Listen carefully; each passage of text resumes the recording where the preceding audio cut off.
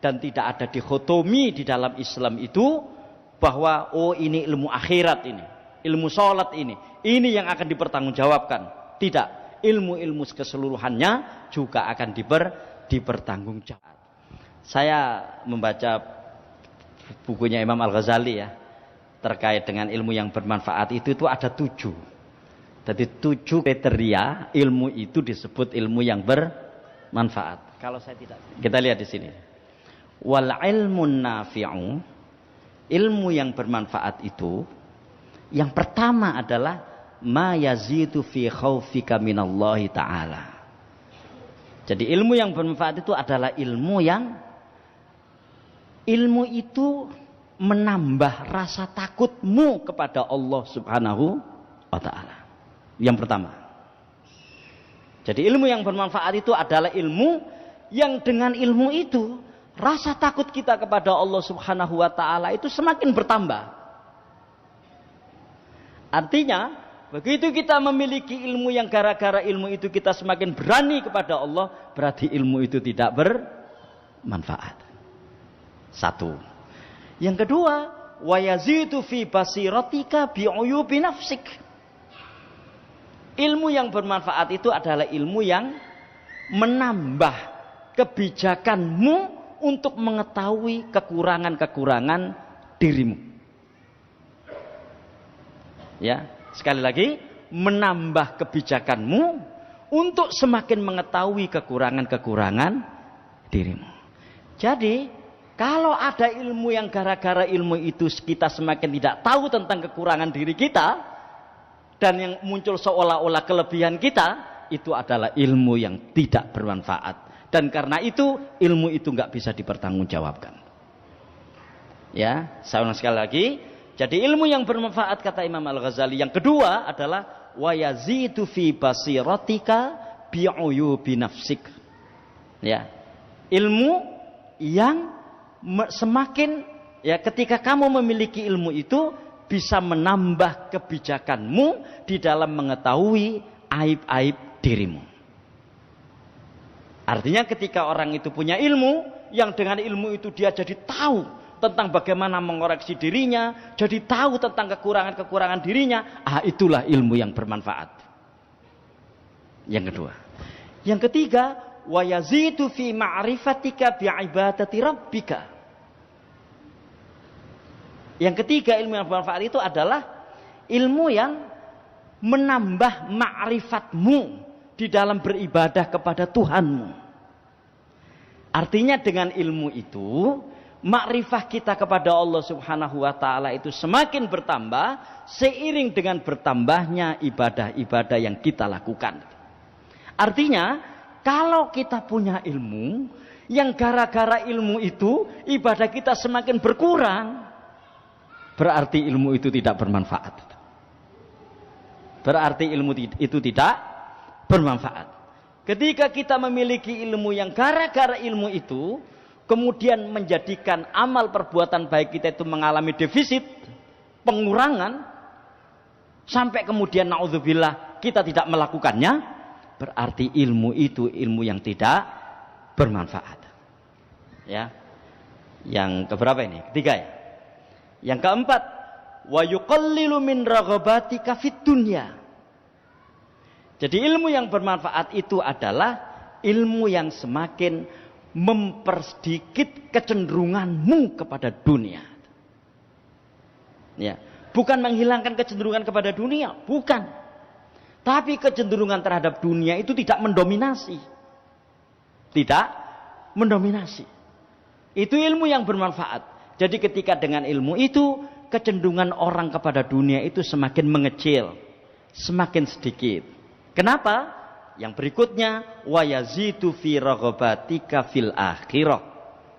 Semakin menambah raghabatika, kecintaanmu kepada akhirat. Ya, kepada akhirat. Nah, itu. Ya, yang kelima. Yang keenam, wa yaftahu bi basiratika bi afati a'malika hatta tahtariza minha. Ya. Ilmu yang bermanfaat itu adalah ilmu yang membuka basirahmu, yang membuka mata hatimu untuk mengetahui titik-titik lemah amalmu, kemudian kamu bisa memperbaikinya. Ya, jadi kemudian kamu bisa memperbaikinya. Jadi sekalian, misalnya, ya orang itu melakukan sholat, ya dia terus belajar bagaimana ilmu tentang sholat. Tiba-tiba, alhamdulillah dengan belajar ilmu tentang sholat itu ada kekurangan dia di dalam sholatnya itu. Ya, ada titik lemah di situ. Entah doanya yang kurang panjang atau apa dan sebagainya, kemudian dia perbaiki.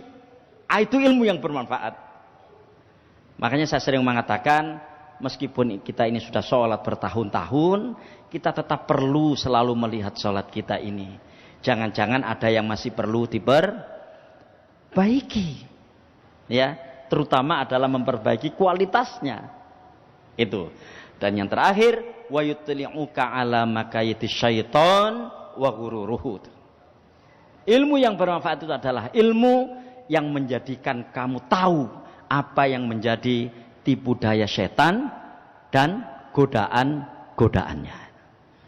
Artinya, ya kan, kalau orang itu punya ilmu dan gara-gara ilmu itu dia tidak tahu godaan setan dan tidak tahu bagaimana cara mengantisipasinya, berarti ilmu itu tidak bermanfaat. Nah, ini terjemahannya ya. Jadi ilmu yang bermanfaat adalah ilmu yang menambah rasa takutmu kepada Allah, menambah kebijaksanaanmu dengan aib-aib dirimu, menambah rasa ma'rifat dengan beribadah kepada Tuhanmu, serta meminimalisir kecintaanmu kepada dunia dan menambah kecintaanmu kepada akhirat, membuka pandanganmu atas perbuatan jelekmu hingga kau dapat menjaga diri dari hal itu, serta membebaskanmu dari tipu daya setan. Nah, ini ya 7 ilmu ya yang kriteria ilmu yang bermanfaat. Nah, mari kita lihat Ibu sekalian, ilmu-ilmu yang kita miliki ini ya ini saya kira ini adalah pendapat beliau ya. Menurut saya sih ini pendapat yang benar. Mungkin ada bisa ditambah atau bisa dikurangi, tetapi kalau kita lihat Ibu sekalian, 7 kriteria ilmu yang bermanfaat ini, ya kan, inilah sebetulnya yang menjadi pegangan kita untuk melihat ilmu kita ini sebenarnya bermanfaat atau tidak. Ya, bermanfaat atau tidak. Jadi ilmu-ilmu itu di sini bukan semata-mata persoalan ansih ilmunya, tapi efek dari ilmu itu.